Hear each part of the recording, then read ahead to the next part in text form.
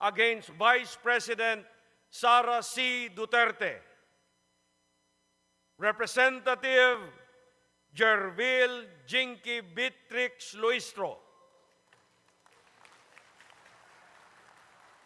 Representative Romeo M. Acop. Representative Ramon Rodrigo Gutierrez. Representative Joel R. Chua. Representative Raul Angelo Gil Bongalon. Representative Loreto B. Acharon. Representative Marcelino C. Libanan. Representative Arnan C. Panaligan. Representative Isabel Maria Zamora.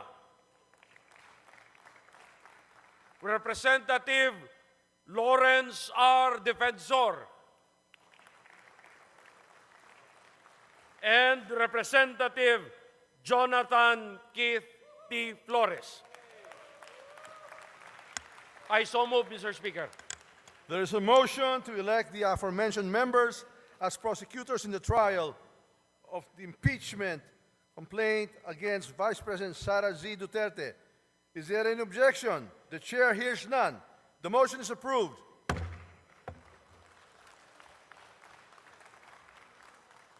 The majority leader is recognized.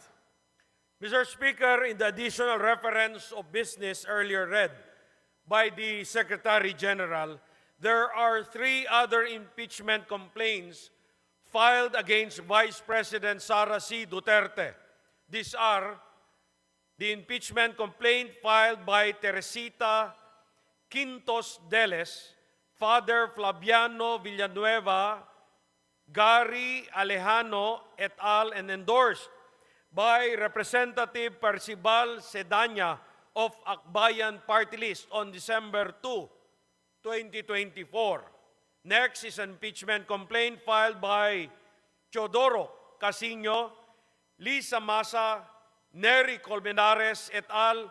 And endorsed by Representative Franz L. Castro of ACT Teachers Party List, Representative Arlene Brosas of Gabriela Party List, and Representative Raul Daniel Manuel of Kabataan Party List on December 4, 2024.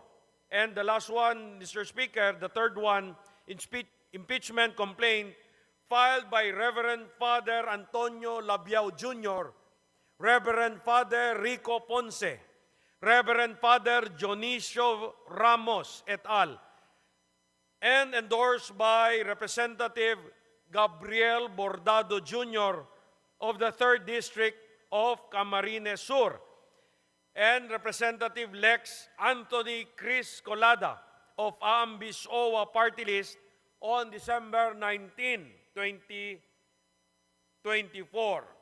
Pursuant to our rules of procedure in the impeachment proceedings, considering that the plenary has already transmitted to the Senate the impeachment complaint filed by 215 members on February 5, 2025, that is today, I move that the 3 other impeachment complaints filed on December 2, 2024, December 4, 2024, and December 19, 2024, be transmitted to the archives.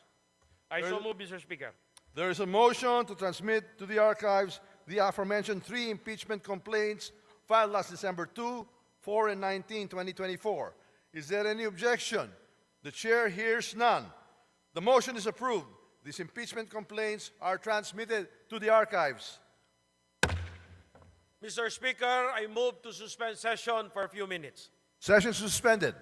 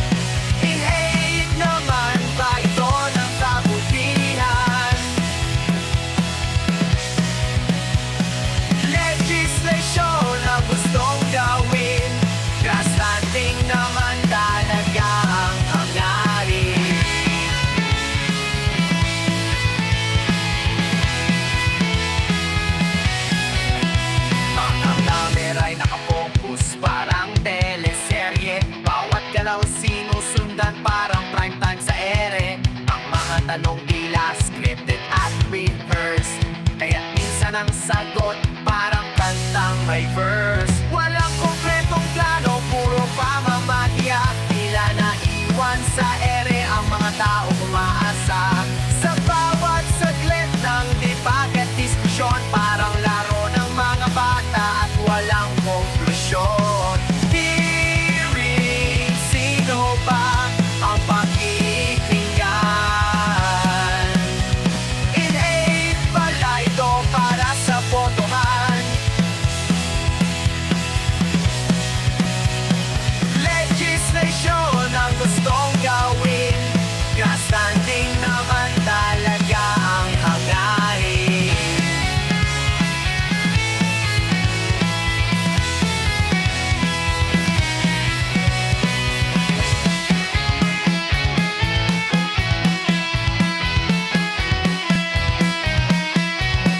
Ang yaman-yaman po ninyo, pero oras at pera naman namin ang ginagastos nyo. Hanggang kailan kaya tayo ganito? Hanggang ang mga trapo nakaupo sa pwesto. Hearing, sino ba ang pakikinggan? Innate naman ito ng bardagulan. Legislation ang gustong gawin, grandstanding naman talaga ang hangarin. Hangarin, hangarin, hangarin.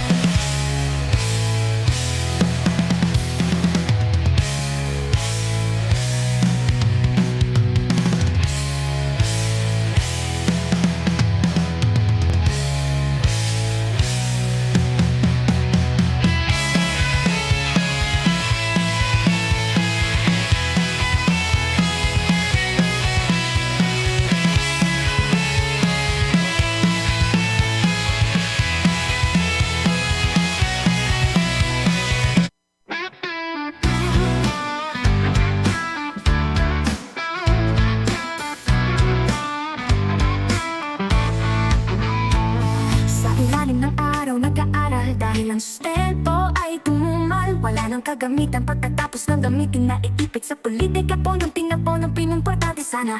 Huwag naman sanang nakawan ng edukasyon at kinabukasan. Mga batang umaasa sa tamang galinga.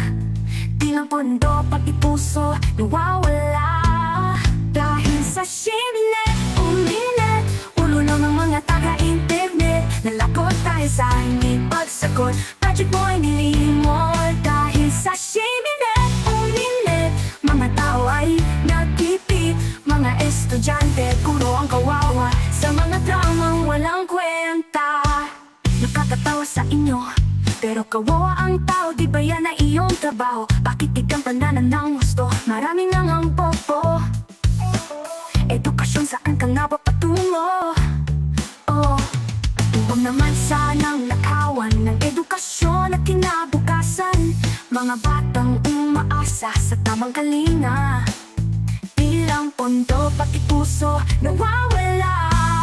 Dahil sa shimlet, umilit ulo ng mga taga-internet. Nalakot tayo sa hindi pagsagot. Budget mo ay nilimot. Dahil sa shimlet, umilit sino pa ang tunay na nag-ipit? Budget na inipit, puro problema ang nakamit. Kailan ba maririnig ang mga walang tinig? Kailan ba tatahimik ang ingay sa isip? Sa bawat pagkilos sana isaayos. Budget na kapos, wag na sana ikapos.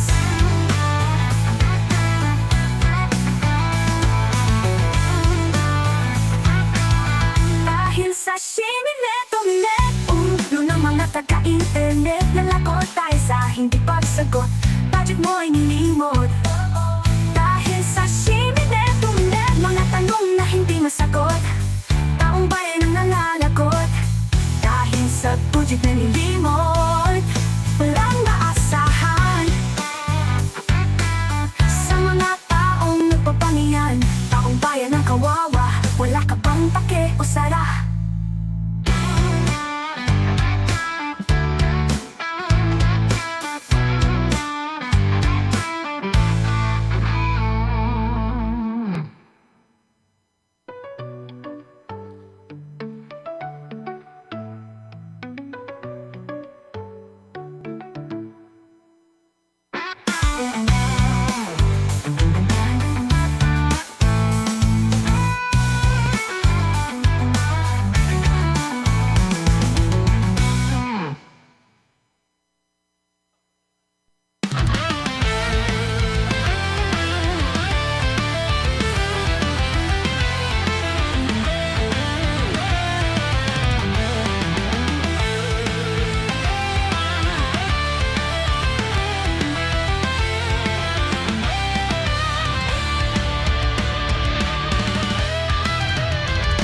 Through this waste, you'll find your way. Nights will turn to better days. Painfully forward, though unsure.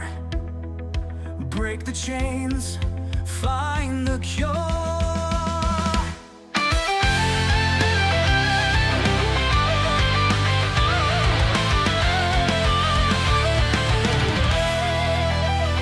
Rise above the fear inside. Let your heart and hope collide. Every dream is worth the fight. With embers bright, ignite the light. With that starboard head you lead, with that frail body you peak. In every wound you bleed weakness. You grow strong, the world is your witness. In your hands you will behold a new path that will unfold. You do not need permission to change the world.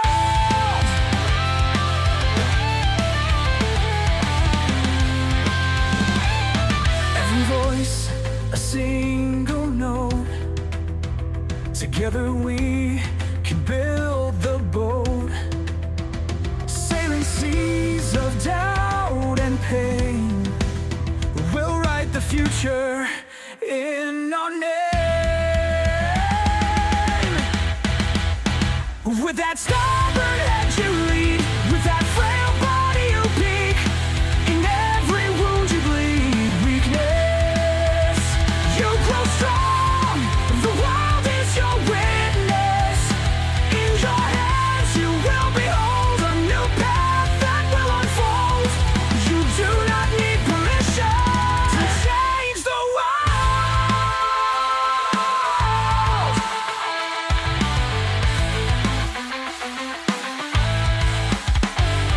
The world is waiting, it's your stage. Turn the tide and turn the page. With courage blazing, hearts unfurled. Go forth and change the world.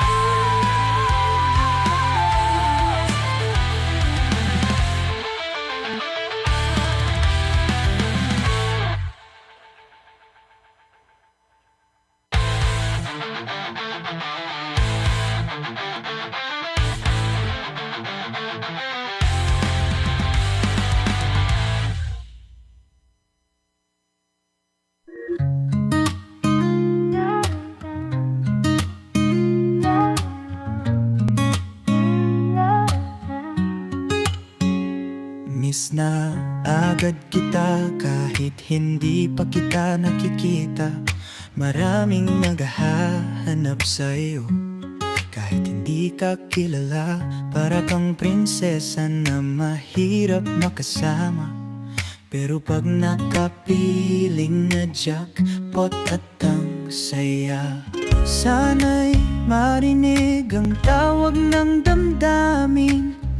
Ngayon ang tanging hiling sa mundo naglalambing.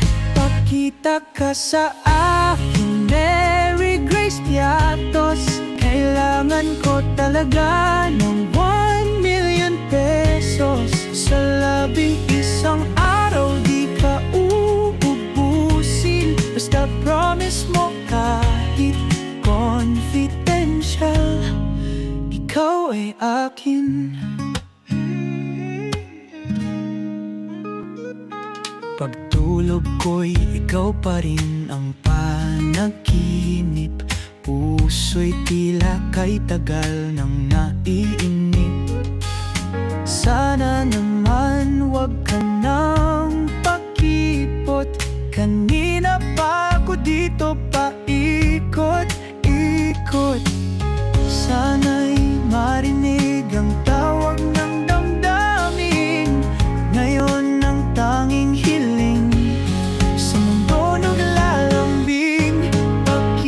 ka sa akin, Mary Grace Piatos. Kailangan ko talaga ng 1,000,000 pesos. Sa 11 araw di ka uubusin. Basta promise mo kahit confidential, ikaw ay akin.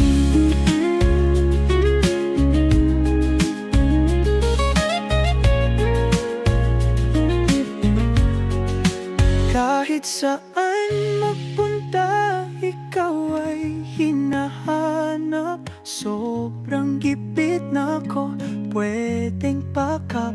Bawat hakbang panay, linggon at tugon. Wala naman namamatay sa gutom. Pero iba pa rin pag may 1,000,000. Mary Grace Piatos, magpakita ka naman. Ikaw ang magsabi kung saan ang tagpuan. Kahit impyerno, ikaw ay pupuntahan. Maipakita ka lang sa sanlibutan.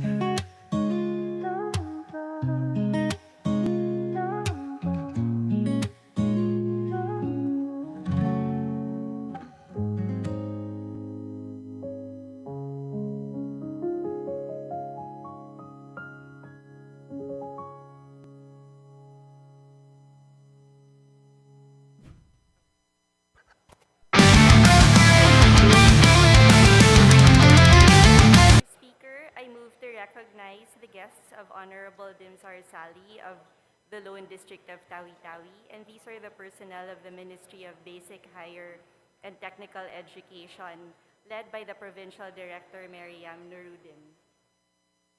Is there any objection? There being none.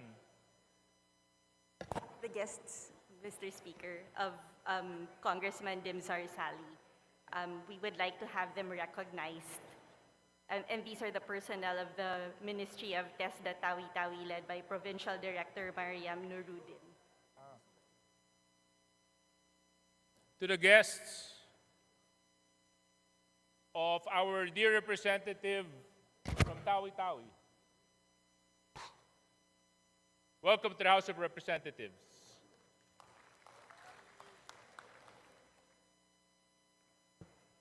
Majority Leader, Mr. Speaker, under the calendar of business for the day, I move that we consider House Bill number 11354 under Committee Report 1365 submitted by the Committee on Justice. And for this purpose, may I request that the Office of the Secretary General be requested to read the title of the bill. is there any objection? The chair hears none. The Secretary General is hereby directed to read the title of the said bill. House Bill number 11354, an act creating 2 additional branches of the Regional Trial Court and 5 additional branches of the Municipal Trial Court in cities in the 9th Judicial Region to be stationed in the province of Zamboanga del Norte and appropriating funds therefore, amending for the purpose sections 14J and 29 of Batas Pambansa Bilang 129, otherwise known as the Judiciary Organization Act of 1980 as amended. Majority Leader, Mr. Speaker, I move that we recognize the Honorable Juliet Maridillon Ferrer, the Committee Chair of the Committee on Justice, to begin sponsorship of the measure. the Honorable Congresswoman Juliet Ferrer, you are recognized for your sponsorship. You may proceed. Thank you, Mr. Speaker. Mr. Speaker, my dear colleagues, it is an honor to sponsor House Bill number 11354, contained in Committee Report number 1365, creating 2 additional branches of the Regional Trial Court and 5 additional branches of the Municipal Trial Court in cities in the 9th Judicial Region to be stationed in the province of Zamboanga del Norte and appropriating funds therefore, amending for the purpose sections 14(1) and 29 of Batas Pambansa 129, otherwise known as the Judiciary Reorganization Act of 1980 as amended, as principally authored by Representative Glona S. Labad-Labad. Mr. Speaker, I move that the explanatory note of House Bill number 11354 be adopted as a sponsorship speech for the same measure. Majority Leader. Mr. Speaker, there being no interpolator on the said measure, I move that we terminate the period of sponsorship. There being no interpolators for the said House bill, there's a motion to close the period of interpolation. Any objection? There being none, motion's approved. Majority Leader. Mr. Speaker, I move that we open the period of amendments. There's a motion to open the period of amendments. Any objection? Chair hears none, motion's approved. Majority Leader. Mr. Speaker, there being no committee nor individual amendment, I move that we close the period of amendment. There's a motion to close the period of amendments, there being no committee or individual proposed amendments. Any objection? The chair hears none. Motion's approved. Majority Leader. Mr. Speaker, I move that we vote on second reading House Bill number 11354. I so move, Mr. Speaker. There's a motion that we vote on second reading House Bill 11354. All those who are in favor, please say aye. Aye. All those who are against, please say nay. The ayes have it. House Bill 11354 is hereby approved in second reading. Congratulations. Majority Leader. Mr. Speaker, we'd like to recognize in the meantime the guests of Honorable Attorney Jervil Jinky Beatrix R. Louise from the Municipality of Lobo. These are Vice Mayor Angelito H. Abiera, Jordan Rojero, Edwin Macalalad, Dennis Magnaye, Ariel Camo, Christian Lumanglas, Jerwin Balmes, Albert De Chavez, Marvin J. Abdon, Maria Lieca Alcantara, Noel De Chavez, Emerlon Menes, Jomer Ramirez, Ronald Marsigan, Jose Delica, Mike Ledesma, Jeffrey Anuran, Jeremy Ilagan, Carl Vincent Castillo, Ralphie Ilagan, Gilbert Garzon, Jason Lester Castillo, Jake Paglikawan, Eddie Safrudin, Reynaldo Guno Jr., Remy Ilagan Nuestro, Marlon Anyayahan, Morlon Campang, Leo Cerezo, John Mariel Cerezo, Florentino Di Maano, Ricky Baxa, Aneline Abol, Fernando Abol, Arias Balmes, Sheila May Perez, Christian Ramirez, J.R. Ramirez, Chito Albania, Pedong Carandang, Brando Dueñas, Arche Castillo, Randolf Limbaga, Norberto Abanillo Jr., Brian Capili, Mark Anthony Delmo, Jamerica Joy, Evangelista Marvin Alvarez, Ryan de las Alas, Hernan Atienza, Kurt Francis Nara, Renel De Chavez, Joler Adoptante, Jovelyn Ramirez, Lorelie Frane, Cecil Asi, and Karina Adalia. Sa mga panauhin mula sa bayan ng Lubo sa pangunguna ng kanilang Vice Mayor Angelito Abiera, mga guests ng ating napakasipag at napakahusay na kinatawan mula sa lalawigan ng Batangas, malugod po namin kayo tinatanggap sa House of Representatives. Majority Leader. Mr. Speaker, also under the calendar of business for the day, I move to take up House Bill number 11382 under Committee Report number 1392, and may we ask the Secretary General to read the title of the measure. Is there any objection? The chair hears none. The Secretary General is hereby directed to read the title of the said House Bill. House Bill 11382, an act creating 2 additional branches of the Municipal Trial Court in cities in the 11th Judicial Region to be stationed in the city of Coronadal, province of South Cotabato, and appropriating funds therefore, amending for the purpose Section 29 of Batas Pambansa Bilang 129, otherwise known as the Judiciary Reorganization Act of 1980 as amended. Majority Leader. Mr. Speaker, we move to open the period of sponsorship and debate. Is there any objection? The chair hears none. The period of sponsorship and debate is hereby open. Majority Leader. Mr. Speaker, I move that we recognize Representative Juliet Ferrer to sponsor the measure. The Representative Juliet Ferrer, you may proceed for your sponsorship. Thank you, Mr. Speaker. Mr. Speaker, my esteemed colleagues, it is my honor to sponsor House Bill number 11382, contained in Committee Report 1392, principally authored by Representative Peter B. Miguel, creating 2 additional branches of the Municipal Trial Court in cities in the 11th Judicial Region to be stationed in the city of Coronadal, Province of South Cotabato, and appropriating funds therefore, amending for the purpose Section 29 of Batas Pambansa 129, otherwise known as the Judiciary Reorganization Act of 1980 as amended. Mr. Speaker, I respectfully submit that the explanatory note of House Bill number 11382 to be adopted as a sponsorship speech for the said measure, Mr. Speaker. Majority Leader. Mr. Speaker, there being no interpellators, we move that we close the period of sponsorship and debate. There's a motion that we close the period of interpellation, there being no interpellators. Any objection? The chair hears none. Motion's approved. Majority Leader. Mr. Speaker, I move that we open the period of amendments. There's a motion to open the period of amendments. Any objection? Chair hears none. Motion's approved. Majority Leader. Mr. Speaker, there being neither committee nor individual amendments, I move to close the period of amendments. There being no committee or individual amendments, there's a motion that we close the period of amendments. Any objection? The chair hears none. The motion's approved.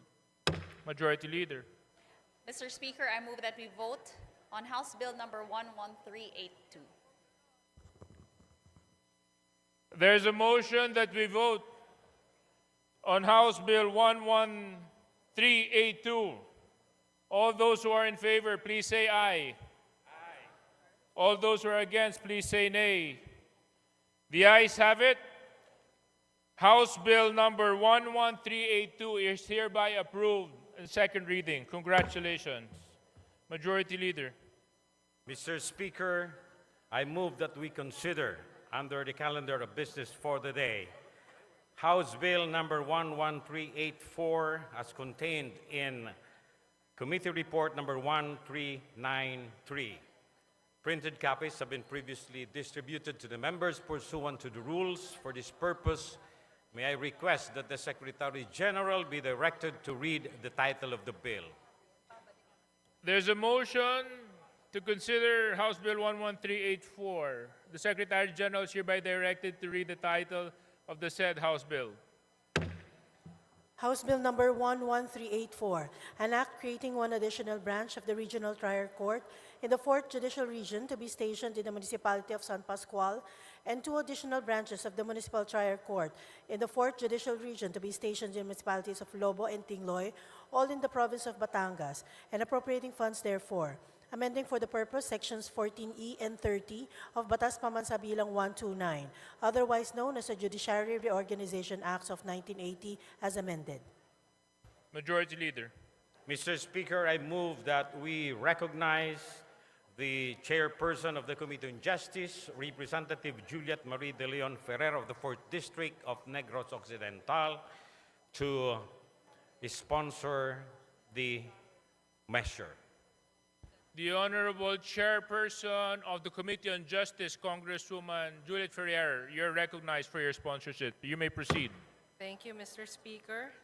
Mr. Speaker, my dear colleagues, it is my honor to sponsor House Bill number 11384, contained in Committee Report 1393, principally authored by Representative Jervil Jinky Beatrix R. Louise, creating 1 additional branch of the Regional Trial Court in the 4th Judicial Region to be stationed in the municipality of San Pascual, and 2 additional branches of the Municipal Trial Court in the 4th Judicial Region to be stationed in the municipalities of Lobo and Tingloy, all in the province of Batangas, and appropriating funds therefore, amending for the purpose sections 14E and 30 of Batas Pambansa Bilang 129, otherwise known as the Judiciary Reorganization Act of 1980 as amended.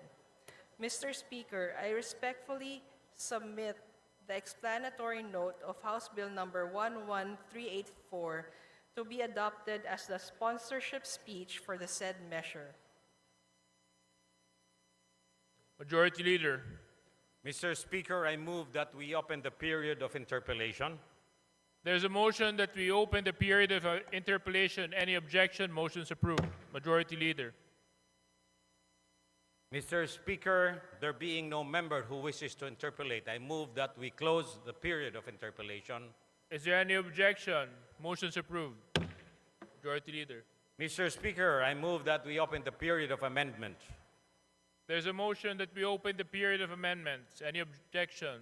Chair hears none. Motion's approved. Majority Leader. Mr. Speaker, there being no individual nor committee amendment, I move that we terminate the period of amendments.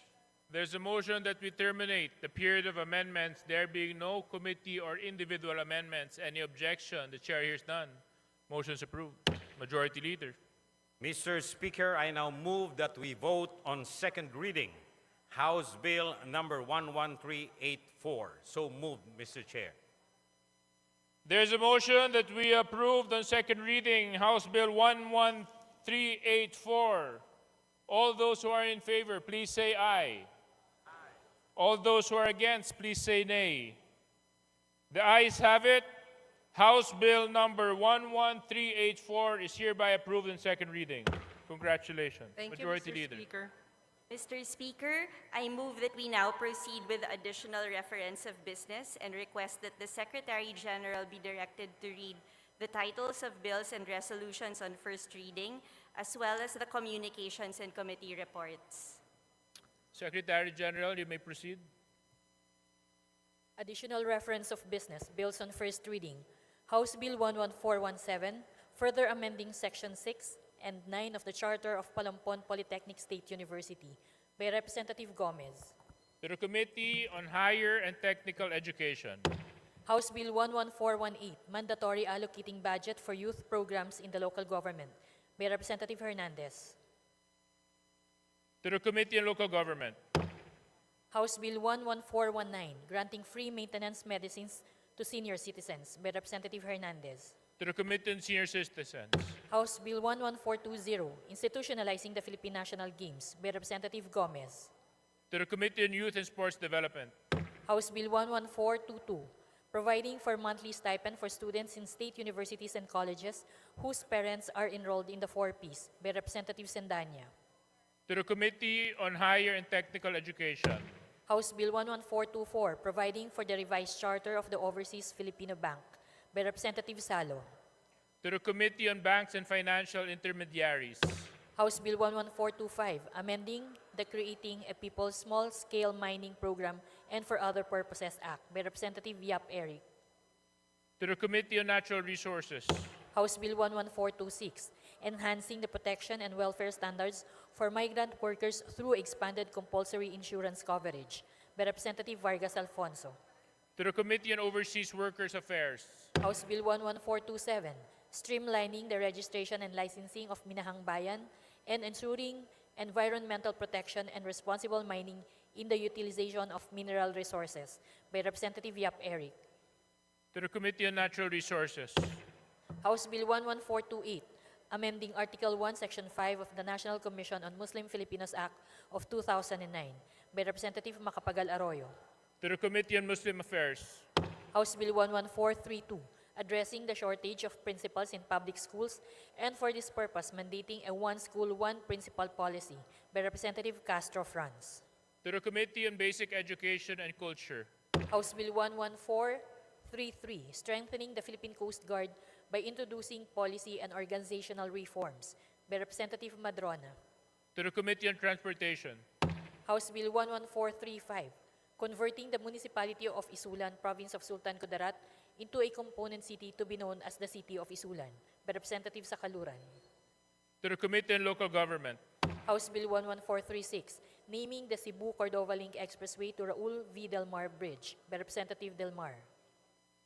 to the Committee on Public Works, Resolutions. House Resolution 2224, congratulating and commending Chino Tanconscianzi in the 51st All Japan Sambo Championships and Japan 2025 International Competition held in Tokyo, Japan in January 2025, and for bringing honor and pride to the country and the Filipino people, by Representative Gomez.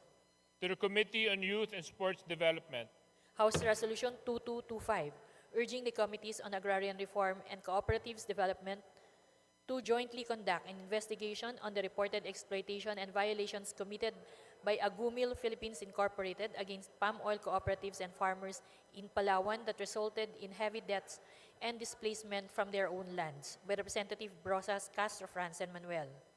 to the Committee on Rules, House Resolution 2226, urging the Executive Department through the DFA and the DOF to continue to participate actively at the United Nations Tax Convention negotiations from February 3 to 6, 2025, and to vote with all developing countries for the adoption of a comprehensive and progressive United Nations Tax Convention, by Representative Sendanya.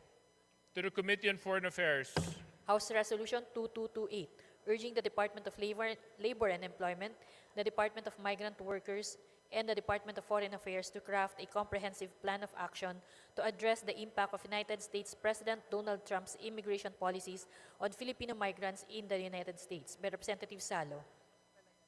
to the Committee on Foreign Affairs, House Resolution 2229, calling the appropriate committee to conduct an inquiry into the alleged condominium oversupply in Metro Manila, by Representative Copilar. to the Committee on Rules, Communications.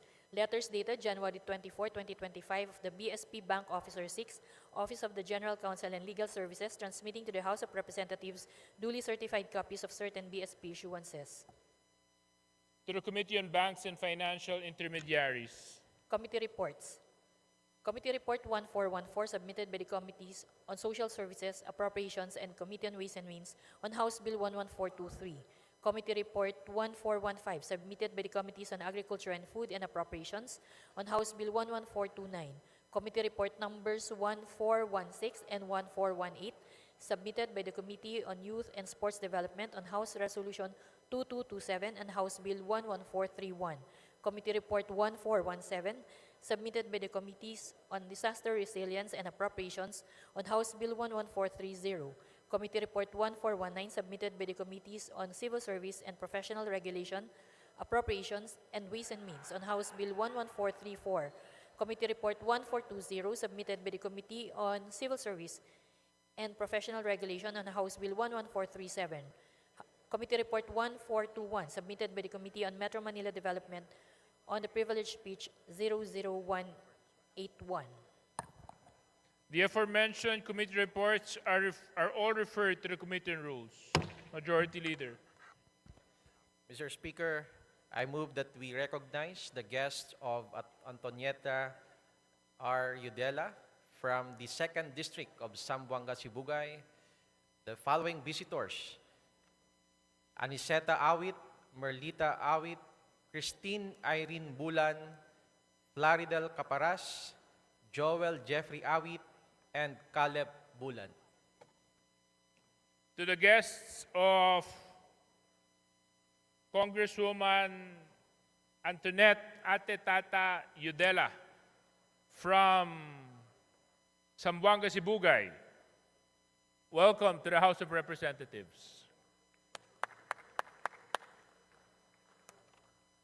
Majority Leader. Mr. Speaker, under the calendar of business for the day, I move that we consider House Bill number 11400 as contained in the Committee Report number 1405, and for this purpose, may I request the Secretary General to read the title of the bill. Is there any objection? The chair hears none. Motion is approved. The Secretary General is hereby directed to read the title of the said House Bill.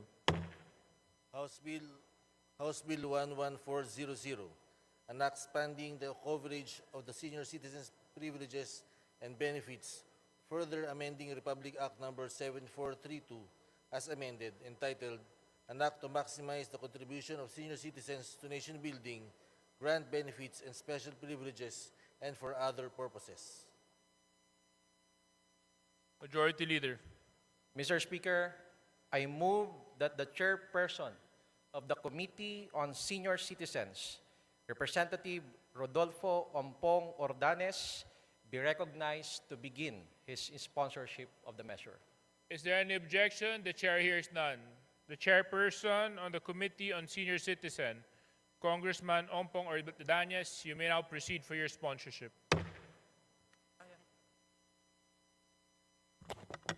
Thank you, Mr. Speaker. And good afternoon to all our guests and colleagues in this August chamber.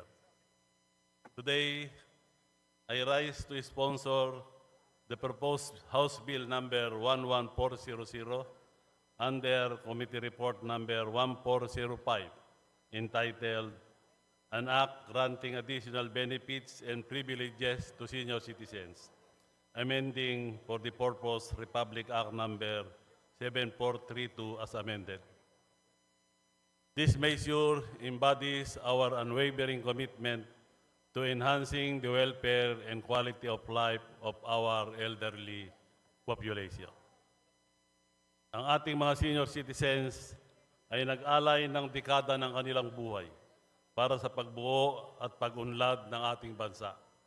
Kaya naman, tungkulin natin bilang isang lipunan na parangalan ang kanilang mga ambag sa pamamagitan ng pagsiguro na ang kanilang mga pangangailangan ay patuloy na natutugunan at ang kanilang mga karapatan ay napangangalagaan. As such, this bill proposes a compilation of amendments to expand the benefits and privileges granted to senior citizens. Third-party apps and websites like Grab, Foodpanda, Shopee, and Lazada have become essential to the Philippine economy. The rapid growth of digital technology has made it easier to access and provide products and services for the comfort of our homes.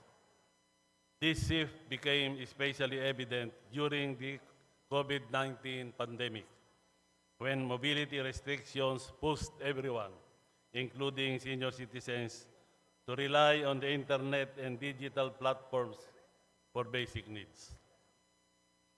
Sa investigasyong sinagawa ng Committees of Ways and Means, Senior Citizens at Special Committee on Persons with Disabilities noong nakaraang taon, isa sa pinakamalaking isyong lumutang ay ang hindi pagbibigay o pagtanggi ng mga nararapat na diskwento na nakasaad sa batas para sa ating mga senior citizens tuwing sila'y bumibili o nag-o-order online.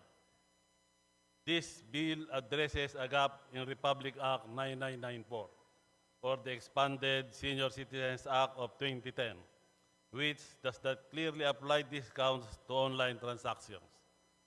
While we recognize the efforts of government agencies like the DTI, DA, and DOE in issuing Joint Memorandum Number 02, Series of 2024, to enforce senior citizen and PWD benefits for online purchases, we see the need to enshrine this provision into law for stricter enforcement.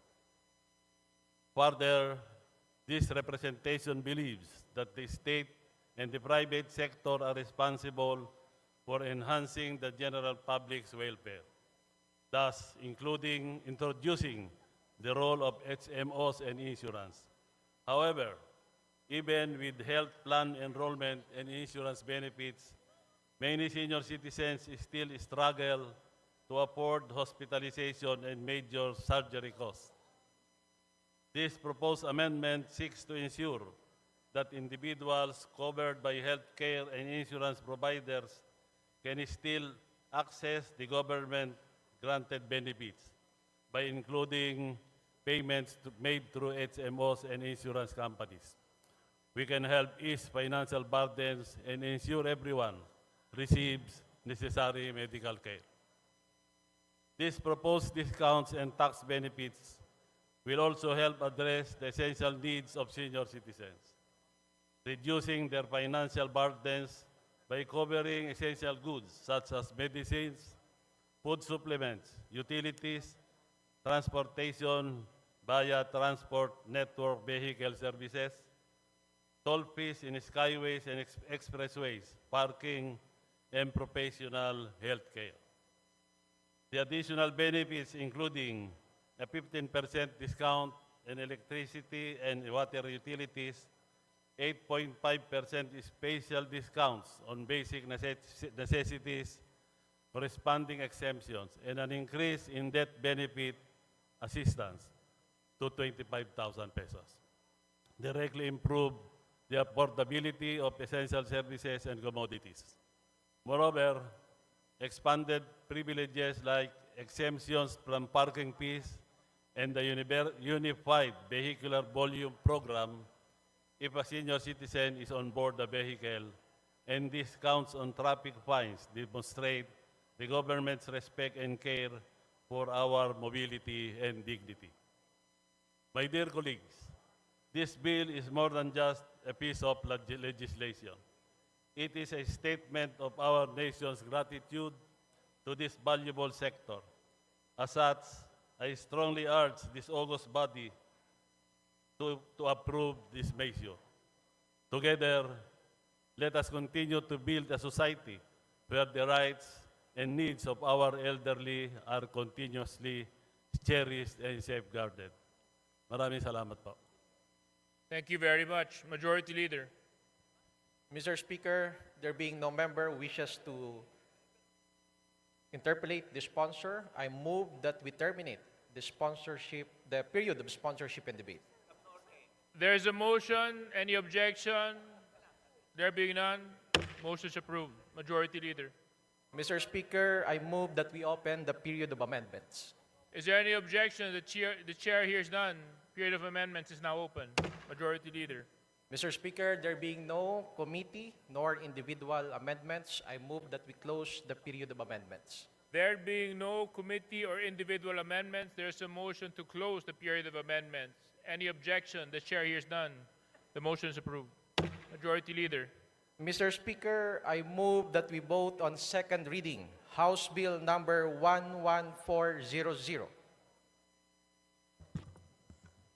There's a motion that we vote on second reading the approval of House Bill 11400. All those who are in favor, please say aye. Aye. All those who are against, please say nay.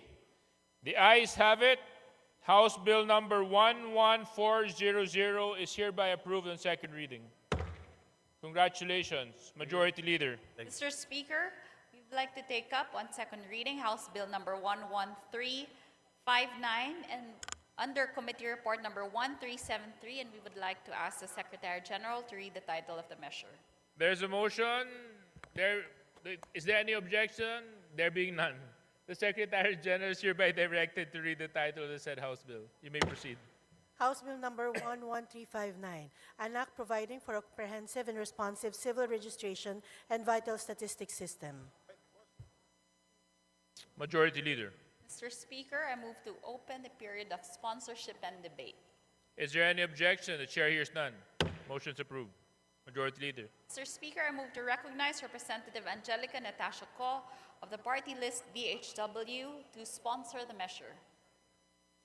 Congresswoman Angelica Natasha Ko of the BHW party list, you're hereby recognized for your sponsorship. You may proceed. Thank you, Mr. Speaker. Honorable Speaker, distinguished colleagues, and fellow public servants, a pleasant day to all.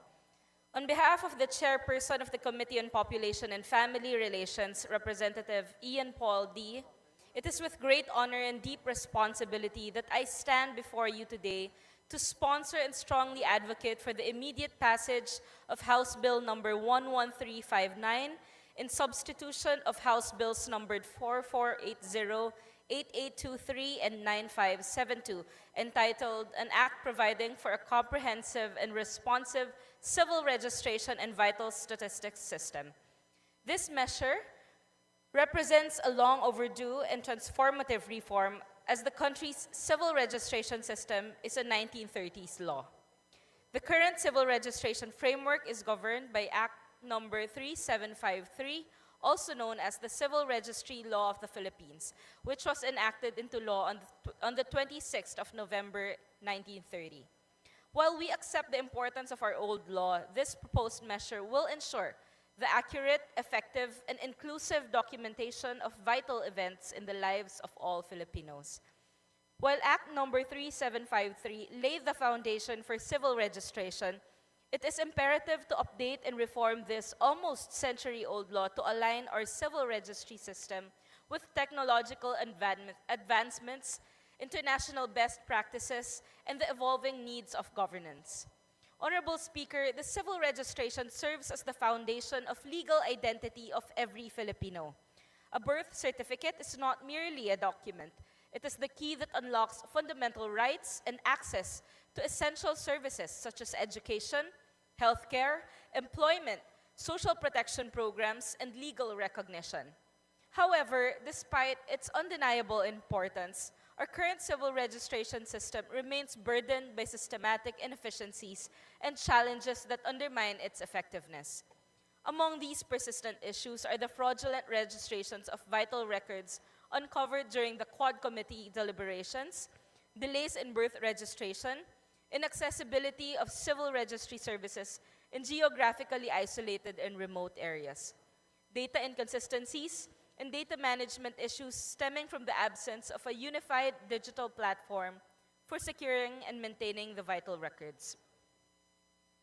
The Philippine Civil Registry Act seeks to address these challenges and institutionalize a modern, efficient, and responsive civil registration system through the establishment of the Philippine Civil Registration Authority, a specialized and independent entity distinct from the PSA's census, demographic, and statistical functions mandated to administer and oversee the civil registration, promulgate and enforce policies, rules and regulations, establish and maintain the Philippine Civil Registry database, and ensure universal and accessible registration of vital records. The swift passage of the Philippine Civil Registry Act will bridge the inefficiencies in our civil registration system, ensuring that no Filipino is left undocumented and that every citizen has a legal identity and enhanced public service delivery. This will streamline processes with stronger data security and fraud prevention, improve coordination with national and local government units, and promote economic growth and global competitiveness. Honorable colleagues, this proposed legislation is not merely an administrative reform. It is a matter of social justice, governance, and national development. Delays in its passage mean continued inefficiencies, gaps in identity documentation, and lost opportunities for many Filipinos. I humbly call upon each of you to support the immediate passage of the Philippine Civil Registry Act. Let us act with resolve and urgency to institutionalize a modern, inclusive, efficient, and responsive civil registration system, one that serves not only the present generation, but also those to come. Thank you very much.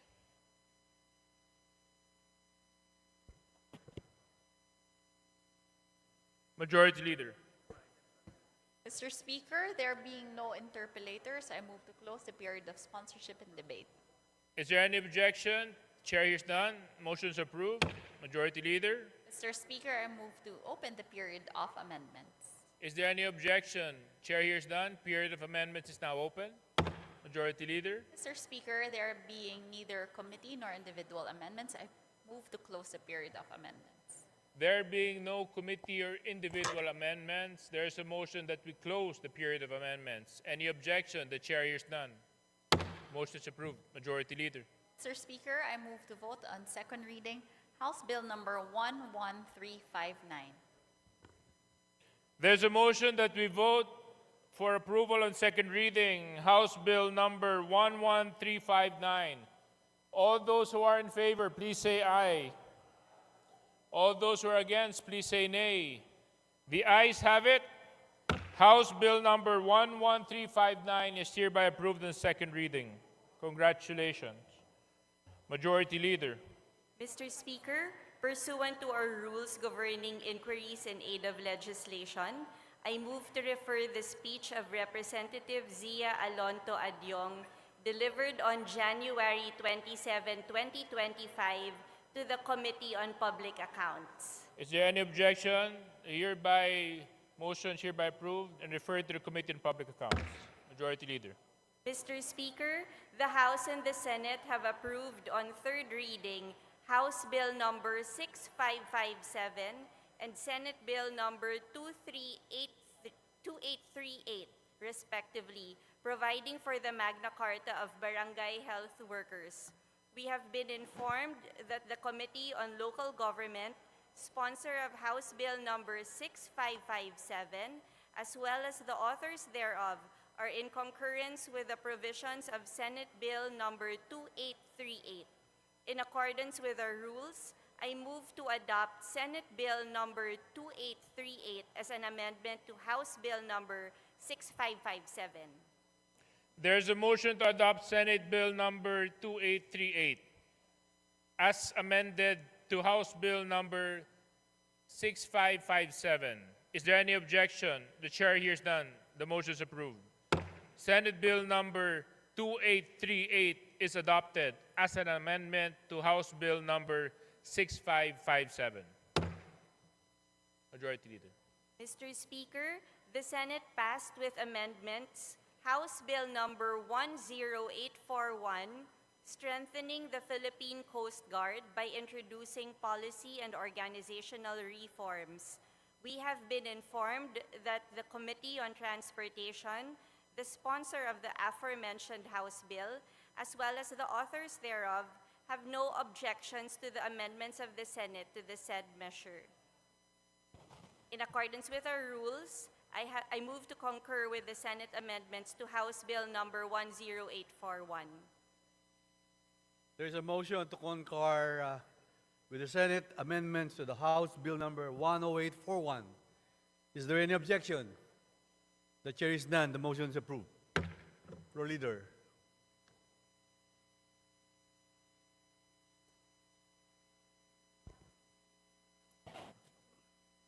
Mr. Speaker, the Senate passed with amendments House Bill Number 10472, increasing the bed capacity of the Southern Tagalog Regional Hospital in the city of Bacoor, province of Cavite.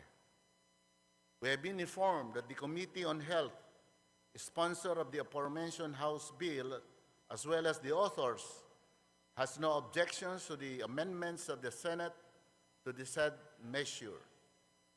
In accordance with our rules, I move to concur with the Senate amendments to House Bill Number 10472. There is a motion to concur with the Senate amendments to House Bill Number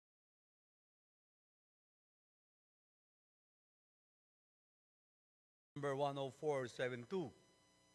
Is there any objection? The Chair is none. The motion is approved. Floor Leader.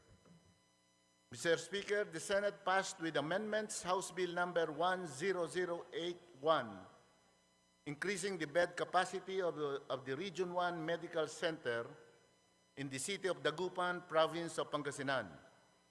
We have been informed that the Committee on Health, sponsor of the aforementioned House Bill, as well as the authors, has no objections to the amendments of the Senate to the said measure. In accordance with our rules, I move to concur with the Senate amendments to House Bill Number 10081.